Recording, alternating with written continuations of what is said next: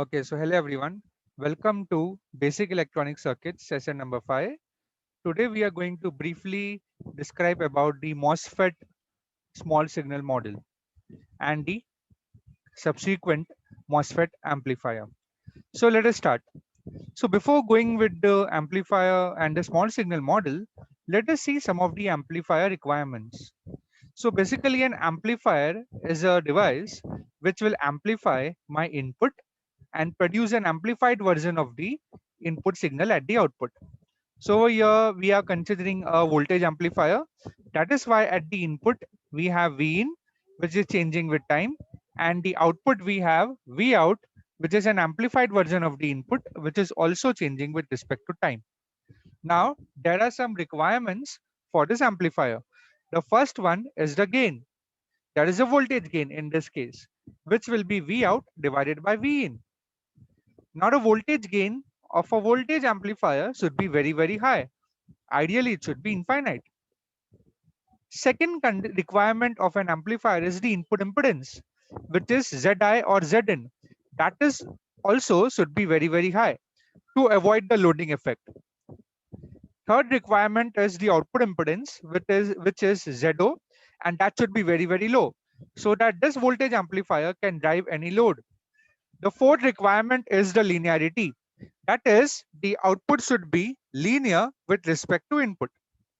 So if the fourth condition is not satisfied, that means if we are trying to amplify a small signal sine wave, output might not be a faithful sine wave. It might be clipped or distorted. That is why linearity requirement is very important.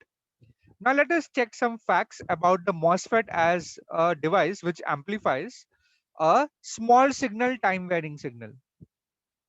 Okay, it is amplifying a small time varying signal. So if it is amplifying a small time varying signal, the requirement is that the MOSFET amplifier has to be linear. But MOSFET itself as a device is non-linear. So we will see now today how a small signal model will linearize a non-linear MOSFET device. Now MOSFET is also, it's another fact that the MOSFET is a voltage dependent current source. That means it converts a voltage to a current. So what is the voltage over here? The voltage over here is VGS, and the current it converts it to, it's the ID, the drain current. Now in terms of DC quantities, we write capital VGS and capital ID, and small VGS and small ID we write it for AC current. I mean AC voltage and current, AC quantities. So also we know the relation between the drain current and the gate to source voltage. We have this equation given by ID is equal to Kn times VGS minus VTO the whole square, where Kn and VTO are the constants. So these are some facts.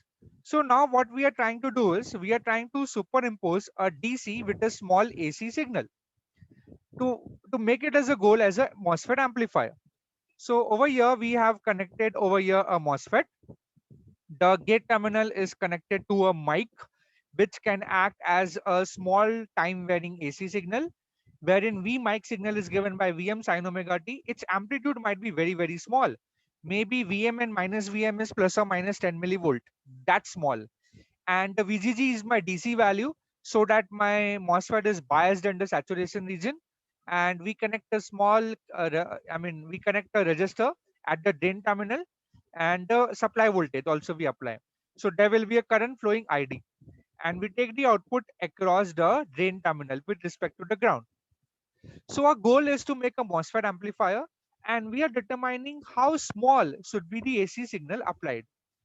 So over here we have our characteristics which you see over here. It is a combined transfer curve and time response. What does this mean is, first of all, we will draw the transfer characteristics, that is ID versus VGS characteristics. Okay, so it is given by this line. Fine, it is an exponential curve. And now next what we do is we take a approximated straight line segment of this exponential curve. So there will be a small segment wherein it will be acting as a straight line. Okay, so we extend it down over here, and this is my q point, right? This is my VGS q, and that is my IDQ. Okay, so if you just move above or below the q point, you can have the straight line. Okay, small deviation from the Q point will give us the straight line, and we extend it over here, and this is the small variations in ID, which we call it as a AC. Okay, so this is my small drain current. Okay, AC drain current. So if I want to combine this information, both AC and DC together, so I have this time axis T, and I'm plotting over here ID, small ID, which is my AC current, AC drain current. So as you can see, this small red color sinusoidal waveform is my AC quantity. And as you can see, it's not starting from zero. And that line where it is moving up and down, above or below, is my IDQ, which is my Q point, and which is normally the case in case of your all the amplifier circuits. Okay, so your AC revolves around your DC quantities. Similarly, over here, so we can plot over here the AC variations. So how small should be our signals? It should be confined within this approximated straight line, the amplitude of the AC signal. So here we have VGS. These are small variations in VGS, and this is my Q point VGSQ. Okay, so here I have plotted it like this. Fine. If you see over here, this is again my x-axis is my time axis, and we can see two quantities over here. AC, the orange color waveforms are my AC, which is Vm sin omega t, and this distance over here is my DC. So it contains both AC and DC quantities. And why not? Because we have superimposed AC and DC. So basically in an amplifier, we have both AC as well as DC quantities. Well, we connect a capacitor. Next, we connect a capacitor so that these DC quantities are gone. Now, why small signal? The idea here is that to consider a small segment of an exponential curve to be linear. So that is what exactly we are doing. This is my transfer characteristics. So a small segment of this exponential curve will be a linear. So as long as my AC input is confined within this straight line, I can say that I am operating my device in the linear region. Okay, so this small AC signal should be small enough to be within this linear segment. Okay, so that is what we have discussed so far. So how small should be my signal? That depends upon my approximated straight line. Normally it's in millivolts, and whenever we give it to a BJT amplifier, normally 20 or 30 or 40 millivolts it is. Now let us see how to linearize this non-linear MOSFET device. Okay, so what we are trying to do over here is, let me explain once again. So this characteristics which you see over here is my MOSFET transfer characteristics, correct? And we have this exponential curve, and we are approximating a small segment to be a straight line. What are we doing? We are trying to we are approximating the MOSFET to behave as a linear device in this small segment. So if it is a straight line, that means my current and my VDS voltage will be behaving in the linear fashion. So that is what we are doing. We are trying to linearize a non-linear MOSFET device. So that is what the concept of your small signal model is. So let us start building the small signal model. So the first part is GM. So again, if we consider ID versus VGS characteristics, from here, if you take VDS constant and you try to determine the slope of this small segment straight line, it will give us y2 minus y1 upon x2 minus x1. That means delta ID upon delta VGS. That means the slope over here, which is a straight line, is termed as GM. So what will GM give us? GM will give us from the graph delta ID upon delta VGS at VDS equal to constant.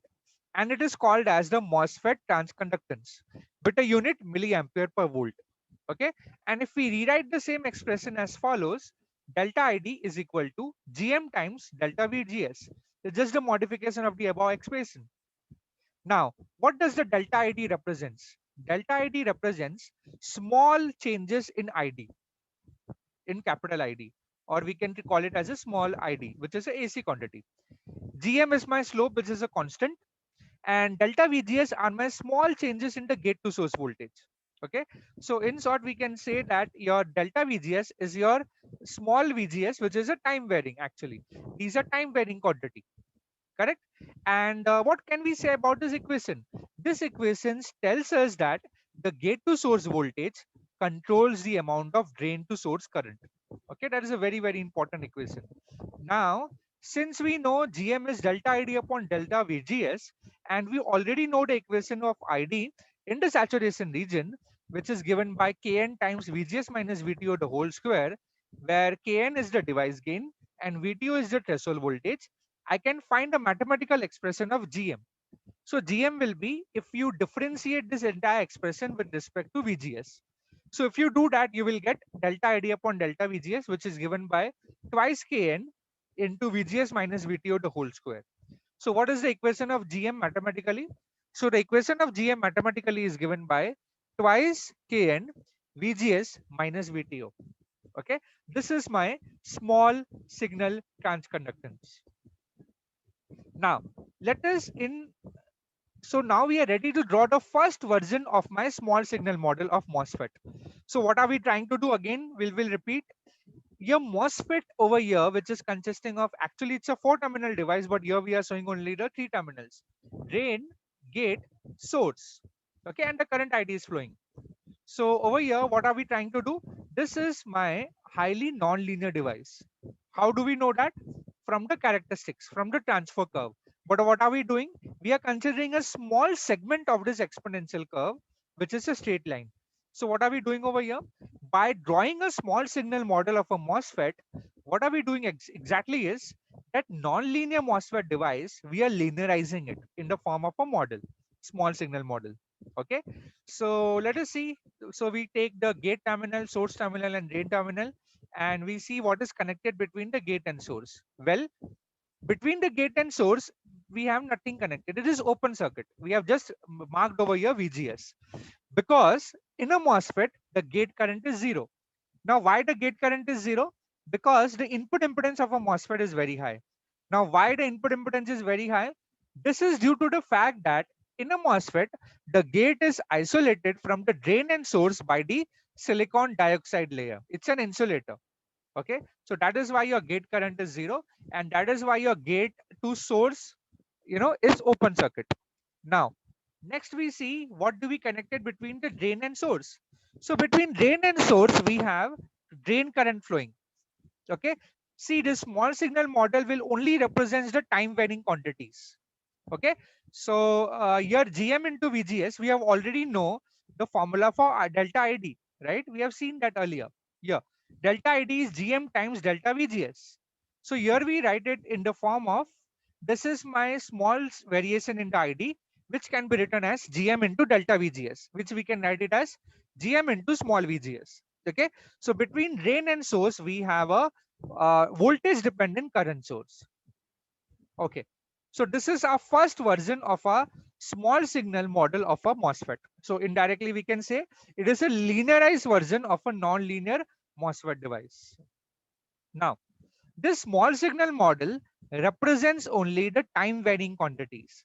It represents only the voltage or the changes in the voltage or the current parameters, that is small VGS and small ID.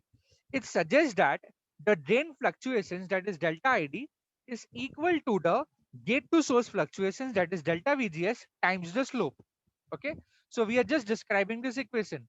Delta ID is equal to GM times delta VGS. I hope that this is clear. Now, there is one more quantity which we have to consider, which is small signal output resistance. It is denoted as RO or it is denoted as RD. Now, in the output characteristics, that is VDS versus ID characteristics, we saw in the saturation region, so this yellow color region is my saturation region, that the drain current is a constant. It is independent of drain to source voltage. Okay, but in reality, the current slightly increases in this saturation region also, along with the value of VDS, keeping VGS constant. So the slope of this line, if we consider, that is delta ID upon delta VDS, then RO can be determined as 1 upon slope. Okay, and what is RO? RO is my small signal output resistance of a MOSFET biased in the saturation region. Okay, and what is the formula? Delta VDS upon delta ID, actually 1 upon slope at a constant value of VGS. Okay, Now, if it was a straight line, if my current was not increasing at all, it is remaining constant, then my RO would have been infinite. My RO would have been infinite. Okay. But in most of the practical cases, your RO is finite and very large value. Okay. So it is called as the small signal output resistance. Now, let us derive this value of RD or RO. So as you can see, whenever we have current was a straight line, we don't have a RO, RD was infinite. And whenever there is a slight increase in the current along with the VDS voltage, we have a value of RD. And we need to derive the expression for it. Now, the drain current equation incorporating this increase in the current, because earlier the drain current equation was given by ID is equal to Kn times VGS minus VTO the whole square. So the effect of VDS was not captured, but now it is captured. Where lambda is the channel and modulation parameter, it is an empirical parameter or an experimental parameter. Okay, so we get a new expression of ID which will take care of this increase in the value of ID. Okay, drain current with the increase in the drain to source voltage. So ID equation is given by Kn times VGS minus VTO the whole square into 1 plus lambda VDS. And RD expression is delta VDS upon delta ID. So let us first differentiate this equation with respect to VDS. So delta ID upon delta VDS should give us this entire term is a constant. Okay, because we are differentiating with respect to VDS, not VGS. So Kn into VGS minus VTO square, it will come as it is. And what will be the differentiation of this? It will be lambda. So over here we have lambda into Kn times VGS minus VTO the whole square. So this Kn into VGS minus VTO the whole square is my IDQ only. So delta ID upon delta VDS, I can write it as lambda IDQ. So what will be my RD? RD will be 1 upon that, right? Because RD is delta VDS upon delta IDS. So your RD value or RO value is 1 upon lambda into IDQ. So this is the mathematical formula, right? If they give you the, I mean, that is why it is important to know the Q point parameter, that is IDQ and the lambda value. So that's how we can determine the value of small signal output resistance, that is RD or RO. Now we have to include this effect. Okay, so what it is doing actually, it is making the current to slightly increase, right? So the final version of your linearized small signal model for a non-linear MOSFET is given as follows. So between the gate and source, we have just a VGS, we have open circuit. Between the drain and the source, earlier we have a voltage dependent current source that is given by GM times VGS over here. And in parallel with it, we have a resistor RD, which is my small signal resistance, which is accounting for the increase in the drain current with the increase in the drain to source voltage. Okay, so this completes my small signal model of a MOSFET. Remember again, MOSFET itself is a non-linear device, and we are attempting to linearize this non-linear device by approximating the transfer characteristics over here. Let me show it to you once more. Yeah, we are approximating a small segment of this exponential curve, and in this small segment exponential curve, we are deriving all the small signal parameters. So first we have derived GM, and next we have derived the value of RO or RD, we can say small signal output resistance, and hence we got the final small signal model of a MOSFET. Okay, N channel MOSFET.